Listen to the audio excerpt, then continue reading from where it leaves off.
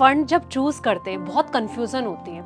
मान लो मैं new beginner हूँ, मैं निवेशक हूँ, मुझे पैसा लगाना है अपना, मुझे अच्छा फंड तैयार करना है, लेकिन मुझे ये सिलेक्ट करने में बड़ी कन्फ्यूज़न है कि मैं कौन सा फंड लूँ। बहुत ज़्यादा क्वेश्चन इसको लेकर रहते हैं। आपने बिल्कुल सही कहा, डर के आगे जीत है, लेकिन डर के आगे जीत तभी होगी जब मार्केट टूटे और अपने इन्वेस्टमेंट को डबल कर दे, तब उस डर को आप मल्टीप्लाई कर सकते हैं जीत में।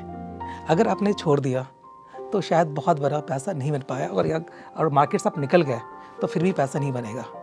तो डर के आगे जीत तभी हो सकती है कि आप अपने पैसे को जब मार्केट टूटे तो ज़्यादा से ज़्यादा इन्वेस्ट कीजिए, ताकि कम स्तर पे, कम एनएवी पे आपको पैसा लगाने का मौका मिले और नंबर ऑफ यूनिट्स आपको ज़्यादा मिले। इतने सारे फंड्स हैं, कंफ्यूज हो जाते हैं कि कौन सा चूज़ करें, कौन सा अच्छा हमें रिटर्न देगा। तो ऐसी सिचुएशन में क्या करना चाहिए? ऐसे सिचुएशन में ना, अगर मान लेते हैं कि आप 10,000 रुपये का सिप करना चाहती हैं, है ना, तो आप इसको ना 3 भाग में डिस्ट्रीब्यूट कीजिए। पहला 4,000 रुपये आप निफ्टी 50 में डाल दीजिए, जो हिंदुस्तान के 50 बड़ी कंपनी में लग गई।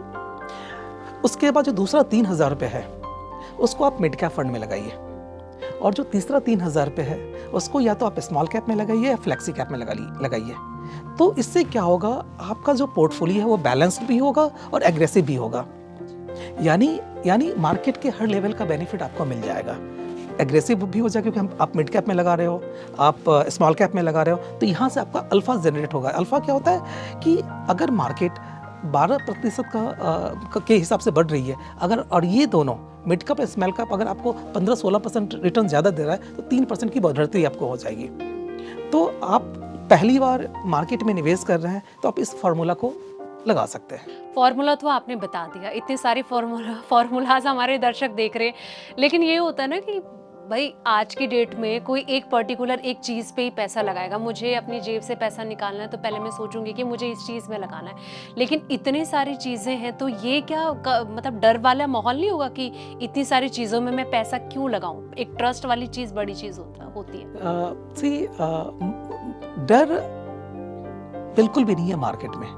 अगर आप डिसिप्लिन इन्वेस्टर हो ना, तो बिल्कुल भी डरने की ज़रूरत नहीं है। मार्केट 1978 में स्टार्ट हुआ था 100 पॉइंट से, आज भी हम 75,000 80,000 के आसपास पहुंच चुके हैं, है ना। तो ये 100 पॉइंट से 80,000 का जो जर्नी है, कभी भी स्ट्रेट नहीं रहा है। फ्लक्चुएशंस है मार्केट में। अगर फ्लक्चुएशंस नहीं होगा मार्केट में ना, तो आपको पैसे कमाने का मौका भी नहीं मिलेगा। आज एफडी में क्यों नहीं कमा पाते?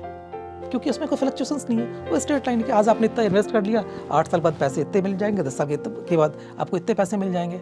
लेकिन क्या आपको लगता है 6%, 7%, 8% पैसा जो एफडी का पैसा है वो इन्फ्लेशन को बीट कर पाएगा? नहीं ना। तो इन्फ्लेशन को बीट करने के लिए आपको इन्फ्लेशन से ज़्यादा रिटर्न चाहिए। वो कहाँ पर मिलेगा?